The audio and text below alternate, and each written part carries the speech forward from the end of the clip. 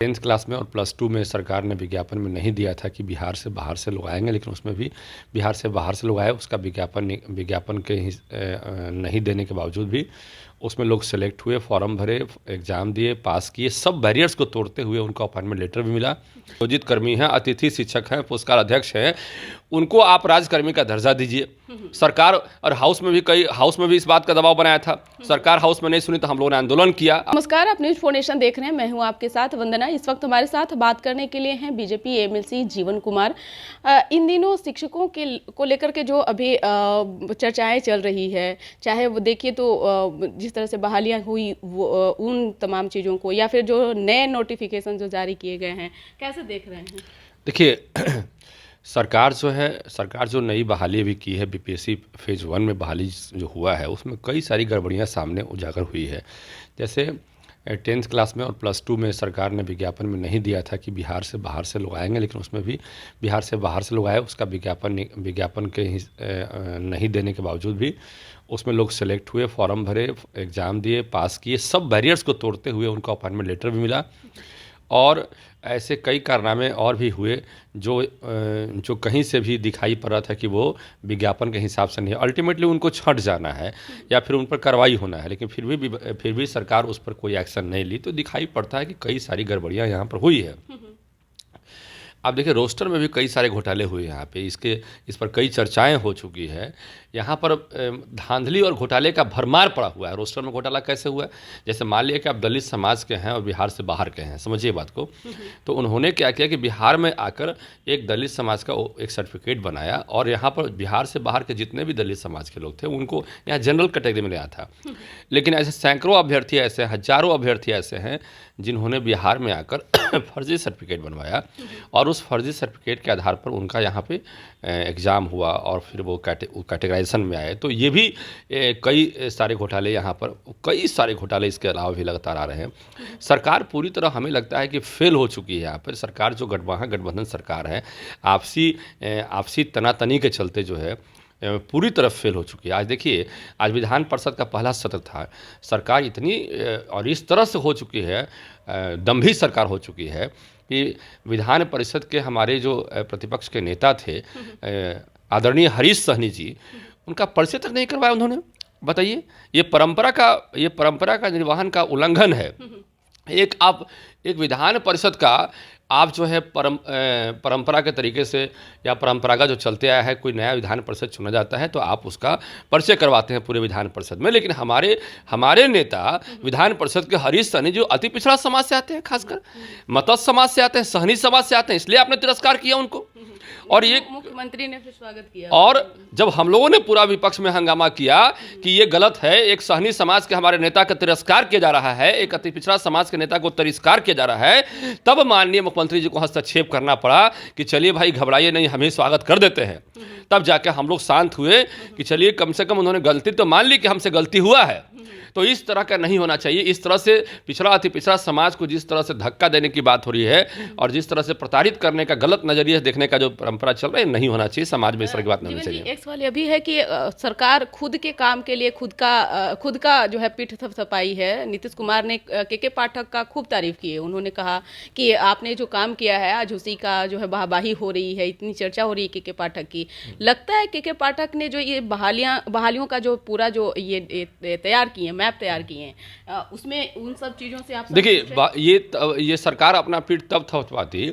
देखिए, आप समझिए बात को। हमने सरकार से, आपको याद होगा कि चुनाव जीतने के बाद हमने सरकार से मांग किया कि जितने भी नियोजित कर्मी हैं, अतिथि शिक्षक हैं, पुरस्कार अध्यक्ष हैं, उनको आप राजकर्मी का दर्जा दीजिए।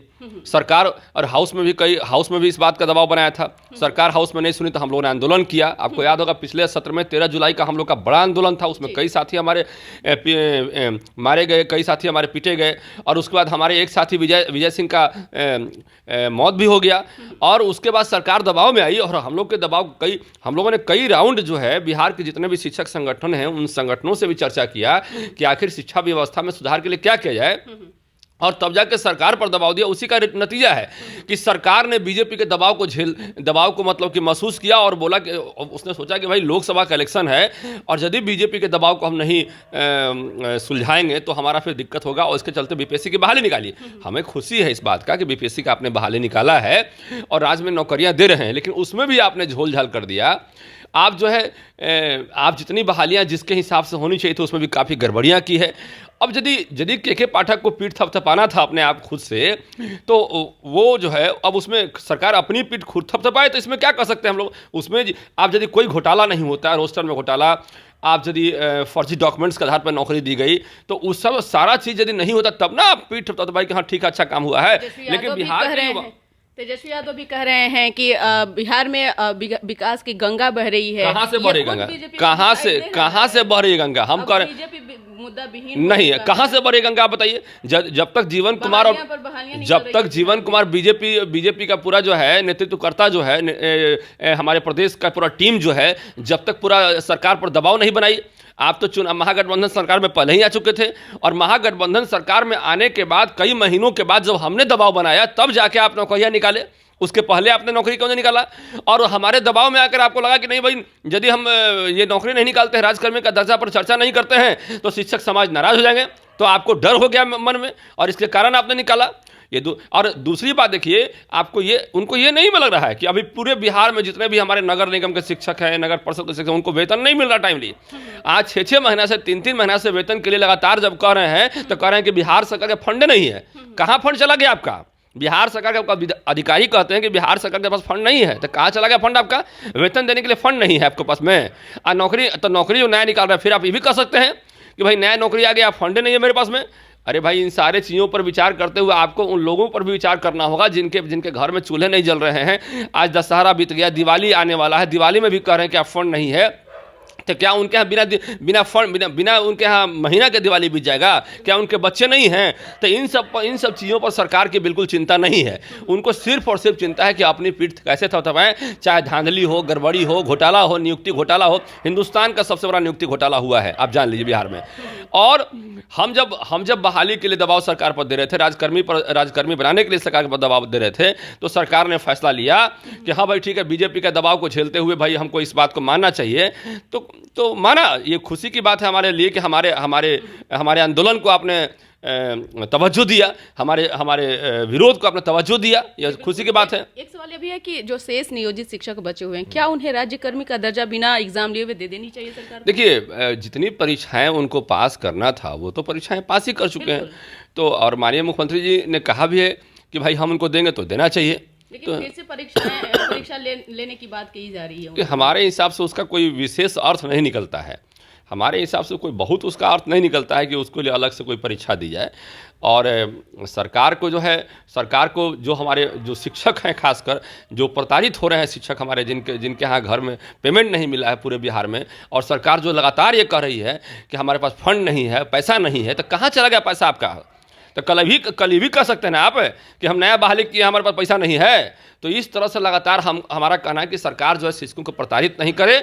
और के पाठक जी को हम विशेष रूप से कहना चाहते हैं कि आप शिक्षकों को टाइमली पेमेंट दीजिए, ताकि जो है, और ये बहाना मत कीजिए कि हमारे पास सरकार के फंड में पैसा नहीं है, ये बहाना मत कीजिए आप, ताकि जो है कि शिक्षक जो है अपना घर परिवार, अपना बाल बच्चा सबको ठीक से देख सकें। उनके भी घर में बच्चे हैं, उनके यहाँ भी खुशियाँ का समय दशहरा में था, नहीं मना पाए। दिवाली आने वाला है, छठ आने वाला है, उनका पेमेंट आपको देना चाहिए। पूरे बिहार के